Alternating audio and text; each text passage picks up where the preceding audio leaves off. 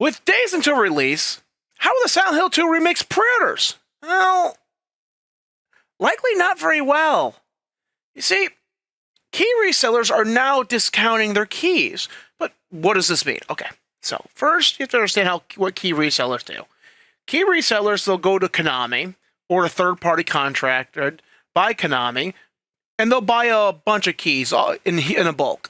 And because they're buying in bulk, they get a larger discount because they wholesale them. Then they turn around and they resell these keys to you at a profit.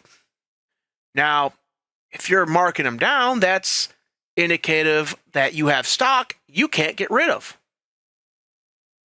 i.e. poor pre-orders. Now, here you can see this $15 off. Now, keep in mind the margins on resale are often around $10. Now, they could have gotten a better deal, but it's very likely they're selling this at a loss at $15 off. And it does exist. It's 22% off. The article is not mistaken. Now, if there's just one outlet, I could say, loss leader, they get you in there to buy the Silent Hill 2 at a discount, then you're buying other stuff, and they'll make profit off that. But other key resellers are doing the same thing. You got 35% off one deal, 10% off another website. Now, that's legitimately likely still profitable for them.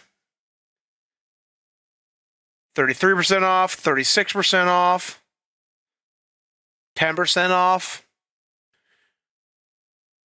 And those are just the ones we know of so far. And as I said, this is indicative that key resellers cannot move units. So pre-orders are likely weak because key resellers have a general good idea of how many keys they need to buy. So it's not like they're going to stock up on thousands of keys they otherwise wouldn't need. And to discount them during the pre-order window is highly indicative of horrendous pre-order numbers. So they know they're about to take a bath on this. They're going to lose a lot of money and be stuck with a great deal of inventory. So they want to get the keys out before that happens. Now, for what I'm hearing, if you're not a Silent Hill fan, well, even the so-called tourist fans are pretty happy with what they're seeing. But this actually might be a legitimately decent game, if only it wasn't a Silent Hill 2 remake. Now, the game is still made for the modern audience. J.J. Abrams has been involved. So, naturally, I'm not interested in this. But if you are, if you go down to the description, you'll find a link to these articles, and you can go get the game at cheap.